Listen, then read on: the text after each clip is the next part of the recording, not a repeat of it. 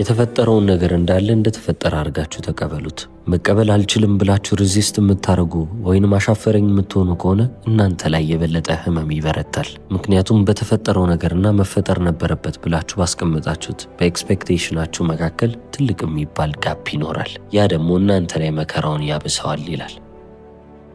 አሁንም ይህንን ነገር እንዴት ነው የምቀርፈው ካላችሁ ከአዌርነስ ነው የሚጀምረው። በደንብ አድርጋችሁ ልትገነዘቡት ይገባል። በተጨማሪም ደግሞ ሬዚስተንስ የቱጋ ነው ያለው፣ የቱጋ ነው ይሄ የተፈጠረውን ነገር መቀበል አልፈልግም የሚለው ሀሳብ የመጣው፣ ሁሉንም ነገር ልትመረምሩ ይገባል። ስለዚህ አይምሯችሁ ምን አይነት ነገሮች ነው አሻፈረኝ ይህንን ነገር አልቀበልም እያለ ሬዚስት ለማድረግ የሚሞክረው? ያንን ልብ በሉ። ጀጅ ለማድረግ ወይንም ደግሞ ራሳችሁ ላይ ለመፍረድም እንዳትቸኩሉ። አስታውሱ፣ የእናንተ ስራ ያንን ነገር መመልከት ወይንም ኦብዘርቭ ማድረግ ብቻ ነው። ስለዚህ በህይወት ምንም አይነት ነገር ይፈጠርባችሁ የተፈጠረባችሁ ነገር እንዳለ አክሴፕት ማድረግ መቀበል ግዴታ ነው። ይህ ማለት ግን ተቀብላችሁ ምንም ነገር አታርጉ ማለት አይደለም። ያ የተፈጠረባችሁን ነገር አንዴ ከተቀበላችሁ በኋላ የዛኔ አክት ማድረግ ይጠበቅባችኋል። አክትም ታረጋላችሁ። ማድረግ ያለባችሁን ነገር የዛኔ መፈጸም ነው።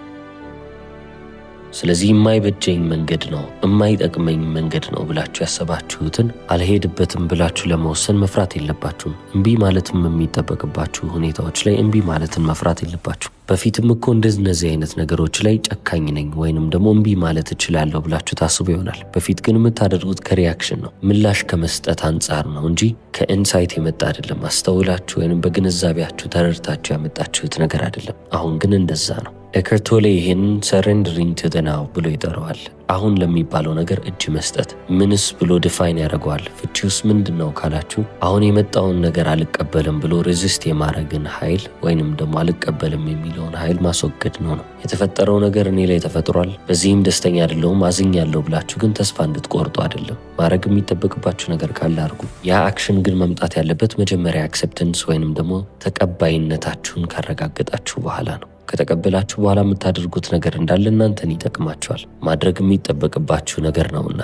ለዚህ ነው ኤከርት ቶሌ ትሩ ሰሬንደር የሚባለው፣ በትክክልም እጅ መስጠት የሚባለው ነገር። አንዴ ራሴን እዚህ አይነት ሁኔታ ውስጥ አግኝቻለሁ፣ በቃ ከዚህ በኋላ ምንም ጥቅም የለኝም ብሎ ማሰብን የማይመለከተው። መስራት ያለባችሁ ማድረግ ያለባችሁ ነገር ካለ ተቀብላችሁት ያንን ነገር ማድረግ አለባችሁ። ሰሬንደር አድርጌያለሁ ወይንም እጅ ሰጥቻለሁ ብላችሁ ወደፊት ላሰባችሁት በጣም በጎ የሚባሉ ነገሮችን ማቋረጥ የለባችሁም። የጀመራችሁትን መልካም የሚባል መንገድ ካለ በዛ መልካም መንገድ መቀጠል መቻል ይጠበቅባችኋል። ትክክለኛ እጅ መስጠት ማለት ይህንን ይመስላል ይላል። ስለዚህ እጅ መስጠት ምን ይመስላል ብላችሁ የምታስቡ ከሆነ የህይወትን ፍሎ የሚጋጭ ወይንም ደግሞ ከዛ ጋር የሚቃረን ሳይሆን ከህይወት ፍሰት ጋር አንድ ላይ የሚሄድ ነገር እንደሆነ በደንብ ማወቅ መቻል አለባችሁ። ህይወት ደግሞ ፍሰት ውስጥ የምትገባው ወይንም ደግሞ ፍሎ እያደረገች የምትሄደው አሁን ላይ እናንተ ስትሆኑ ነው። አሁን ላይ ካልሆናችሁ ህይወትን ፍሎ ስቴት ውስጥ አይደለችም። ስለዚህ አሁን ላይ እየተፈጠረ ያለውን ነገር አንኮንዲሽናሊ ያለምንም መስፈርት እንዳለው መቀበል መቻል አለባችሁ። የዛኔ ራሳችሁን ነጻ ታወጣላችሁ ይላል። በኤከርት ቶሌ የተጻፈውን ዘ ፓወር ኦፍ ናው የተሰኘውን መጽሐፍ በዚህ መንገድ ቃኝቼላችኋለሁ። እስከ መጨረሻው ስለተከታተላችሁልኝ አመሰግናለሁ። ቻው።